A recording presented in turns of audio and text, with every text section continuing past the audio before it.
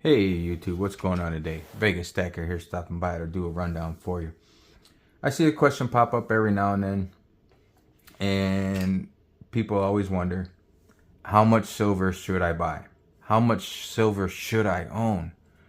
Is 3 ounces enough? Or should I make it 4? Or should I make it 24?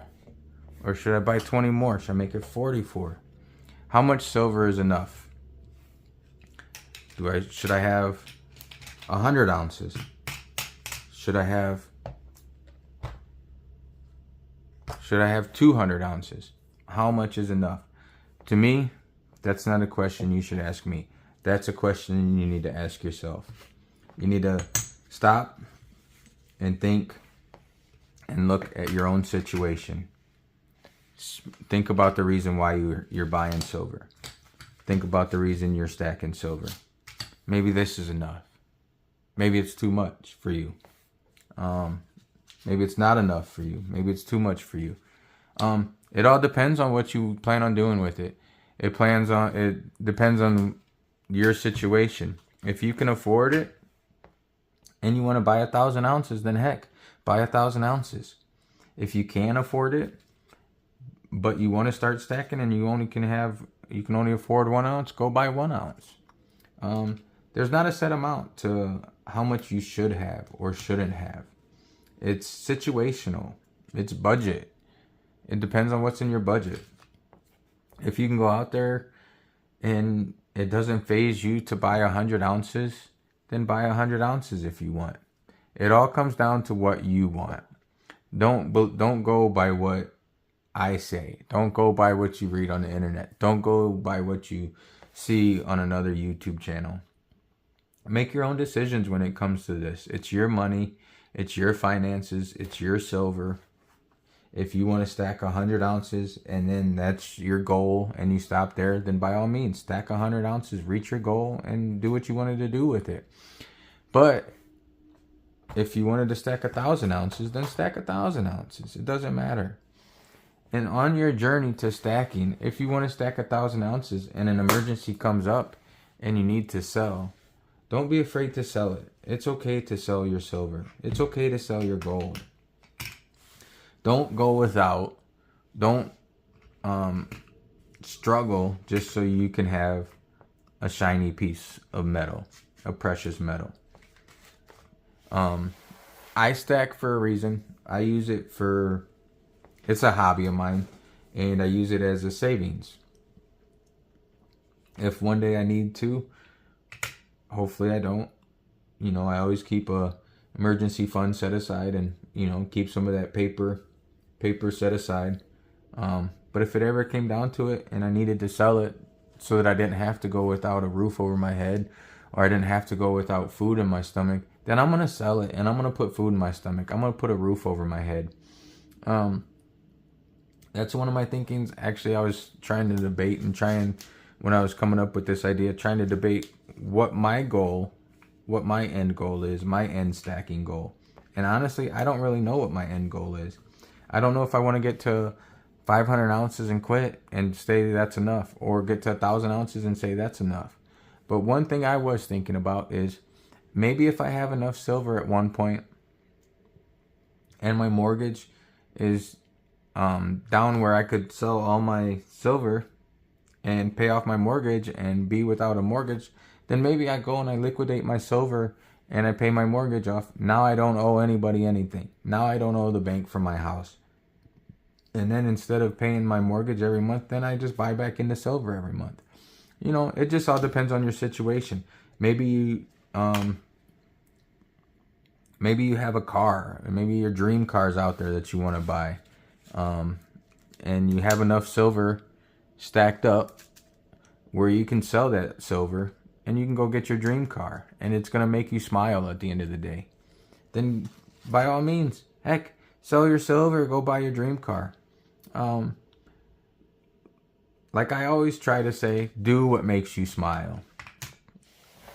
Life is too long not to enjoy it. Smile. Don't go without. Don't suffer. Don't live paycheck to paycheck so you can go buy silver, so you can go buy gold, and you can look at this shiny stuff and hope that it goes somewhere. Hope that it goes to the moon so you can cash out and be financially set. Try and set yourself up so you can be financially set at the current time, and stack your silver on the side. Stateside Stacker has a good video. He gives 3 ways that you can save as you're stacking. So I mean, there are good YouTube channels out there that are going to help you get through your journey, and that are going to help you and show you ways to do it. But by all means, when it comes down to it, do your own research and do what's best for you. There's some bigger channels out there that like to push stuff on people, but they're not gonna. It's just their mentality. It's just their thinking. They're not trying to do anybody wrong. They're not trying to steer anybody in the wrong direction. They're just in a better situation, and they're able to stack more, and they have thousands of ounces, which is fine. You know, that's their situation. But that's just my story. Your story is different. Everybody's story is different. Every individual out there is different. So I mean, I like to pick up stuff if it's on sale. I'll pick up stuff and go from there. But I mean, I'm not gonna suffer. I'm not gonna put myself in a situation where my house is going to get foreclosed on, or my car is going to get repoed, or anything like that. I always keep yourself in a comfortable situation before you go spending money on hobbies or on investments. You have to prepare yourself for an emergency. And you never know when life's going to throw a curveball at you, and you're going to need some cash to pay for stuff. So that's just my thinking. There's no right or wrong amount out there to stack. It all depends on your situation.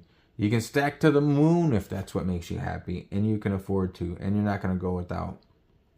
Or maybe your budget out there is you can only buy 1 ounce at a time.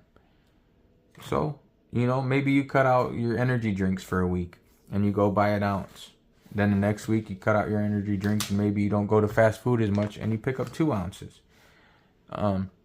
You're sacrificing a little bit, but if that's a sacrifice you're willing to make, then by all means make it and grow your stack. But don't sacrifice food in your stomach. Don't sacrifice the roof over your head. Don't sacrifice getting a way to get around back and forth to work just so you can have more silver than the person that you know on YouTube or a buddy of yours. Maybe a buddy has 100 ounces and you want more than him. Don't try and keep up with the Joneses. Do what's best for you.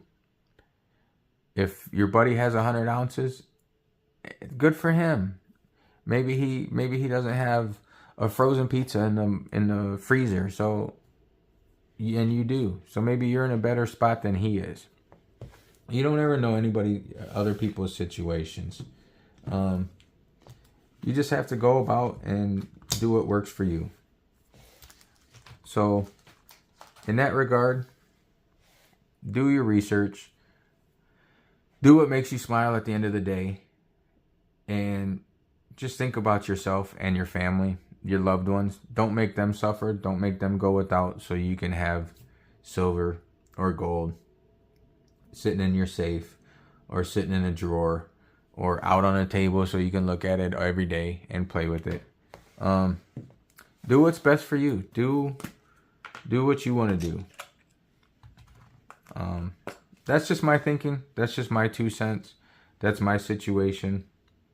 So I buy when I can. If the price is up, I buy. If the price is down, I buy.